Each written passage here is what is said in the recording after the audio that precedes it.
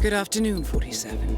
Your target is Adize Ojiofor, also known under her war name of Na Obara. She operates groups of militants and bandits across West Africa and controls a sizable chunk of the rare earth trade out of that region. Now, she has turned her attention to securing her legacy through an alliance with West African strongman Richard Akwensi. She is currently staying at the Hitman Hotel with her son, where she has taken over an entire floor. The client requests that you retrieve maps and files detailing the target's network in West Africa. You will need to locate these on the ground. The clock is ticking, 47. Good luck. Welcome to Bangkok, 47. How long's it been? The target has It's been about 3 weeks, 4 weeks since this was out. Oh, I know I'm behind. Okay, so let's get the story out just to begin with. I did this recording in particular, this first playthrough, on the Sunday the Elusive Target was about to end at about 2 AM, so there was about 10 hours left of the Elusive Target. So yeah, this wasn't great. If you're wondering, okay, why did you leave it so late? The idea is, the second playthrough that I am going to show you, it was an attempt to do it Silent Assassin suit only with in Obara's Machete kill. So, one that's very hard to say, but also it was a case of, I thought, okay, this will be a challenging kill. So, yeah, I was a bit disappointed because you're like, come on, I was so close. I'm going to show you as far as I got in that playthrough next, but I knew I had to get something. I had to get a completed route for you guys, just to show that I am capable of doing it at least Silent Assassin. But man, it was annoying. I mean, I have never left a completing Elusive Target so late. It was tense, and it shouldn't have been. I mean, even though I finished this around 2 in the morning, I then got up at around 8 and tried working on it for another 4 hours before, it ended. So even now I am bitter and salty about it. So yeah, I will end up moaning a little bit throughout this playthrough because there are so many things that should work but don't, because it's as if the mechanics of this level are different to the rest of Hitman 2. So let's just carry on. As you've probably been noticing, I've just been luring guards into here. The first one wasn't a good lure. I managed to get the son, I think, of the target. So the second one is who I wanted. I wanted the military officer disguise. So yeah, we've got the briefcase, gun, disguise, all pretty standard stuff. You should notice though that I'm trespassing. I'll admit, when I started this I didn't realise I was trespassing, so act casual. Okay, so at this point I was a bit stuck for what to do, because I thought, okay, this disguise isn't usually in Bangkok, so I don't know what the rules are. So yeah, it was a little bit awkward, just to say the least. I mean, usually you have a rough idea of what's right, what's wrong, and I hadn't got a Scooby here. So I tried going straight up to the suite. I thought, okay, target's up there, let's just go straight to her, try and get as close to her as I can and see what I can do. But instead, things don't pan out the way I want. First of all, we got an enforcer there, which sort of sets the tone for the rest of this playthrough. So, okay, we can buy that, that's okay, they go and block the door. So I think, right, let's go through here. And I just edge my way, and you hear that.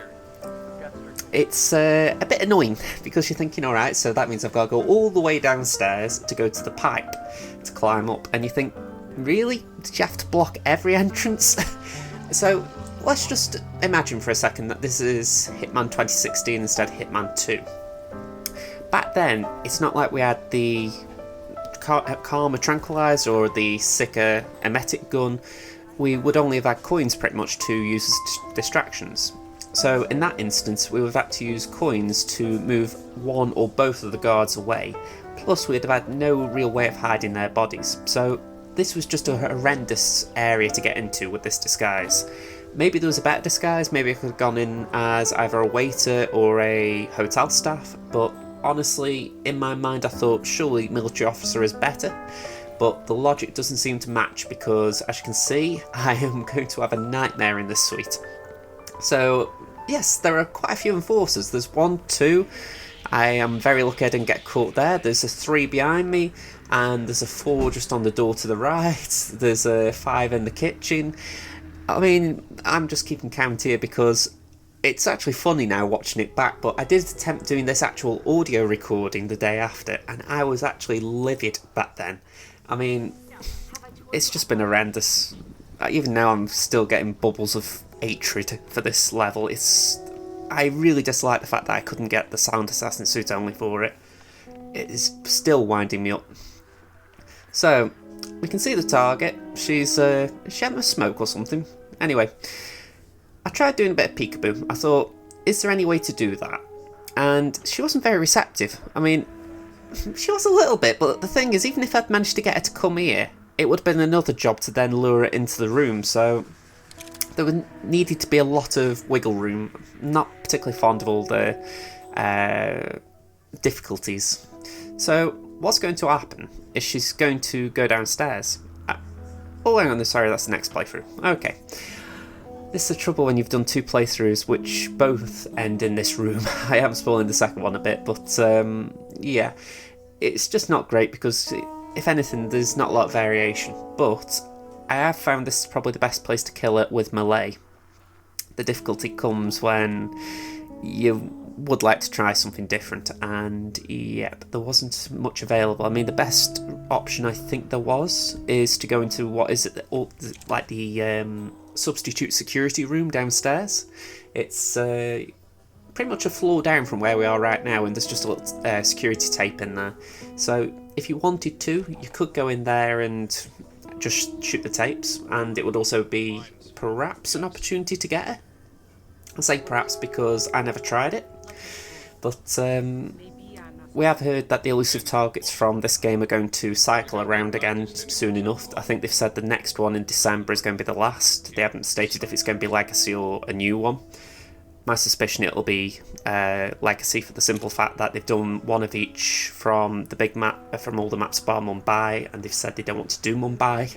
So unless they decide to do just one from either New York or Haven Island, I cannot see them deciding they're going to do one of the other 5. So yeah, I'm a little bit disappointed there.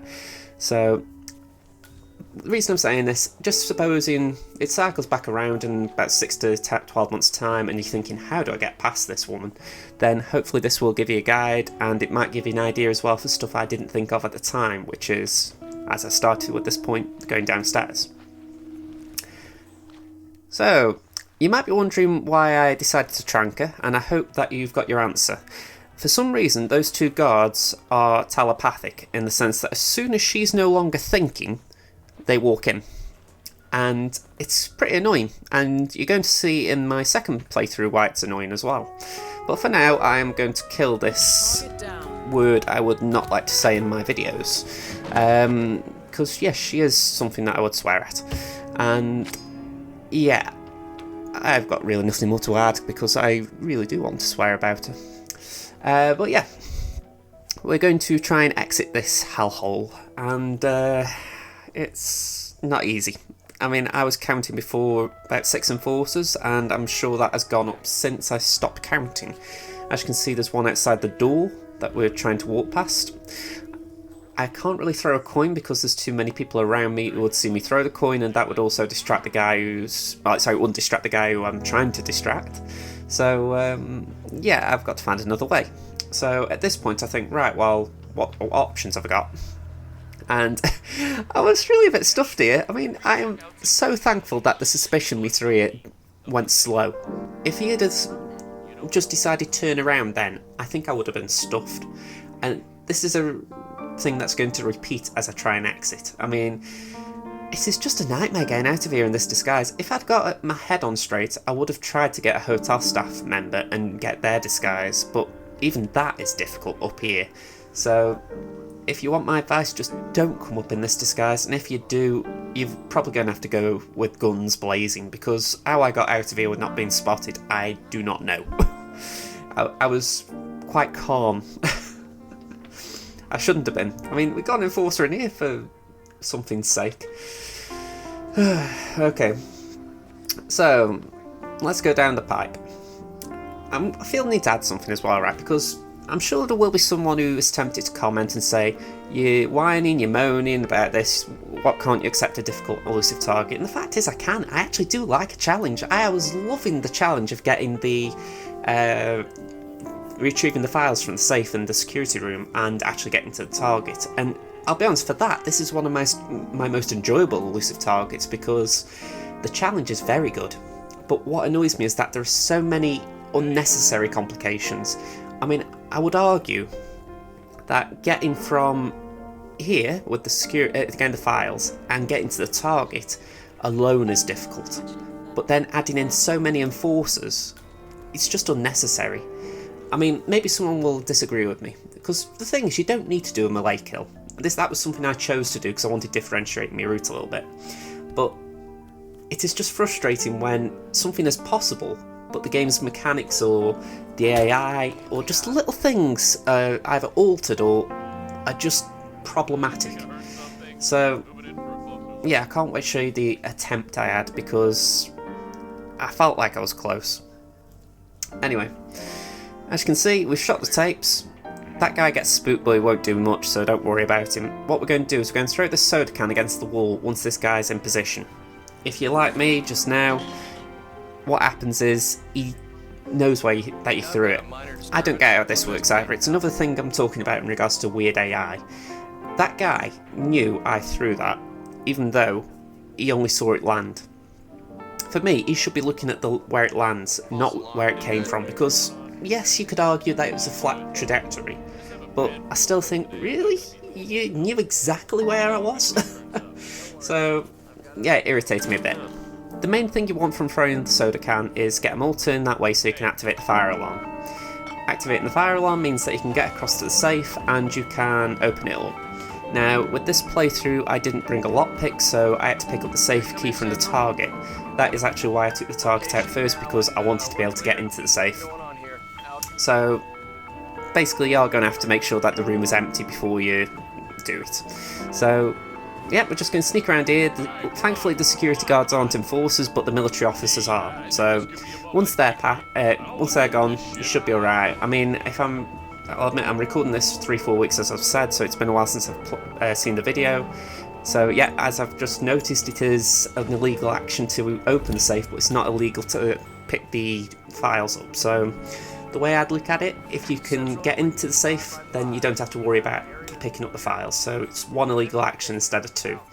Call that a small mercy. The reason you do a U-turn here is it's trespassing, and I didn't want to ruin my run. So yeah, if you're brave, knock that guy out and try and sneak down to the basement area fast, but I'll tell you, I'd had so much bad luck that week, I was just not willing to try and extend my run any longer.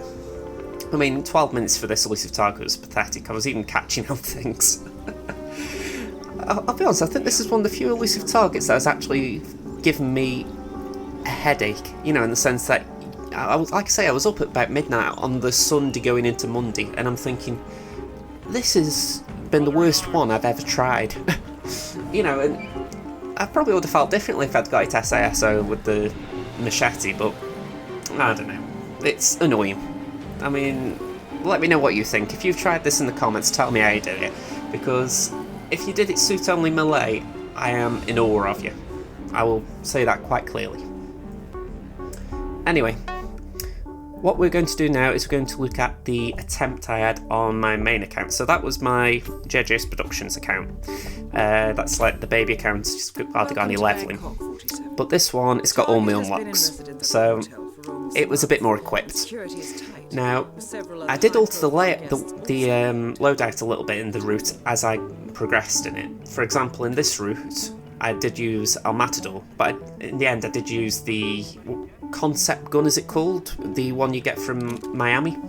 Essentially, I thought that a automatic rifle might do a better job than this. It's not much of a difference, but the automatic rifle, or the semi-automatic, whatever you call it, the semi-automatic pistol, sorry, it's just a little bit faster and it does get the guards to move a little bit faster. But the purpose of all these is to allow gunshots, spook civilians, and it can get guards moving. The complication comes from the fact that sometimes guards don't do what you want them to do. So in this instance, ideally, we would have had one come past us this way as we were coming into the room, so that way there's only one guard left. However, he was a little bit slow. He's just leaving now, so the RNG did go in my favour at this point. For those of you who don't know, RNG is random number generator. It's essentially a term used to describe the game calculating your odds of success. So sometimes it'll give you bad luck, bad odds of actually trying to do what you want to do. In this instance I got good luck, good RNG, because only one guard was left plus the 2 military officers. Okay, so at this point we're pretty much using this box as our best source of cover. But once they've all gone, which it does happen once the fire alarm's turned on, we can actually go and open the safe. Now, this is where it got a little bit fiddly, because for some reason this guy was a bit insistent on reporting in. I mean, you keep looking at him and he will keep going to his earpiece and going, checking in. He goes away, but he can glitch out for a little while, so do keep an eye on him. At this point we won't go across there into that room because, as I say, the civilians are spooked out, so they won't be too bothered. Make sure you delete the surveillance, by the way. And we won't get up a floor. If you're bold, you can try and get down the staircase where we came up, but that would be really bold because don't forget the fire alarm will turn off soon and calm will return. So I wouldn't advise going that way, but if you want to, you can do. Chill, cool. Now, I found that if you can get all this done before calm returns, before the fire alarm ends, it's much better. But I didn't get good luck in this run, I don't believe. Let me just look. Yeah, we got enforcers back, so the way I see it, if you can get through this area before everyone turns back into an enforcer, you're on a good run, because the target is actually in a good position when you get up there. However, in this position, it's not bad. You can work with it. It's just that the target, she's a little bit more defensive afterwards, because essentially when you go up there you've got to work your way in there again, and the best way to get into these places is an explosion or a gunshot or a loud noise, and if you set off too many of them it spooks her for good and that's what you do not want. Plus, if you take too much time in getting to it once you've stolen the files, then it gets reported to her and she goes into a lockdown. And when I say a lockdown, it is, I left the game on for 20 minutes and she didn't move. So, yeah, when she's surrounded by guards not moving, you're pretty much stuck. So, I really advise that as soon as you get your chance, you've got the files, get up to her as fast as you can and try not to forget the surveillance, because that'll just make everything a lot harder, especially if, like in this playthrough, I haven't got a silenced pistol. So, distraction time. We've got a soda can here, which we're going to throw to move one of the gardeners. Now, there's a pool ball through the area we just walked through to get into this area, and I would pick that up as well so that you can distract this gardener here. It's not, it's not actually crucial. I mean, for instance, what I do here, I was going to throw the rubber duck, but then I realised, hang on, if I throw the rubber duck, I need it. So it was a little bit awkward, that. Best thing I can advise in this instance, just wait. Which is what I chose to do. The trouble with waiting, you don't know if someone's going to come into the window behind us and see you, so just try and take up a good position to wait. It can be frustrating though, because you just won't get on with these routes if you're like me. So he moves back into his normal position, as I call it. You've got to be a little bit slow moving because he'll see in your peripherals a little bit, but if you're quick enough, you'll be able to get around him on his blind side and then you can sneak past him. Okay, so nice and simple in the end. Okay, so we're back to where we started in 47 Suite. What we're going to do is go into the suite and we're going to get the briefcase that I left in there. Inside, if I remember right, was the Karma. The reason we want the Karma is pretty simple. We need to knock her out. She is such an annoying target in the sense that you get very little time alone with her before her guards come in. I did try using the Sicker, and that was frustrating because even though she... Oh, hang on, I've just dropped the duck for the record. Explosion, that's what caused these two to move. There are instances where both the guards do not move, and if that happens you're going to need to find a way to restart, which I know in this instance you can't really do. So yeah, it gets super fiddly at that point. I can explain it, but maybe this isn't the best video to explain it. So, as you can see, we're just waiting now because we're in a bit of a bad spot. We've got someone down there who can see us. There's going to be a guard momentarily who's going to come up the stairs who could see us. So, yeah, we're just waiting for that guy who's standing by that door we want to go in to move. Just to carry on what I was saying a moment ago, with the Sicker, if you do use it, she does go to throw up, but the fact is the two guards who tail her all the time, they go with her. So, yeah, it's not really a good option. You'd essentially have to get rid of both of them and then use the Sicker, and that is a fair bit of fiddling around when even then I wouldn't say she's in a prime position to be killed, because she goes into this room here for some reason. She decides to throw up in this fountain rather than going to a toilet. So yeah, again, I would recommend an alternative idea. So I actually got here a good time. She's just about to stand by herself, so as you can see I'm going to use the Karma, and then you're going to see what happens after. It isn't good.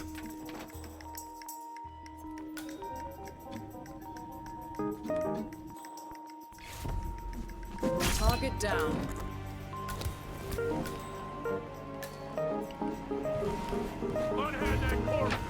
They were so annoying. So, what I'm going to do is leave you with some outtakes, but if you like the video, hit the like button, subscribe to the channel for more videos from JJ's Productions. Until next time, this has been Josh. Bye for now, folks.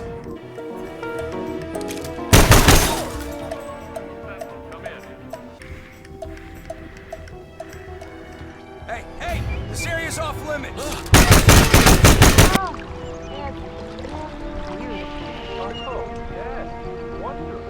Hey, you!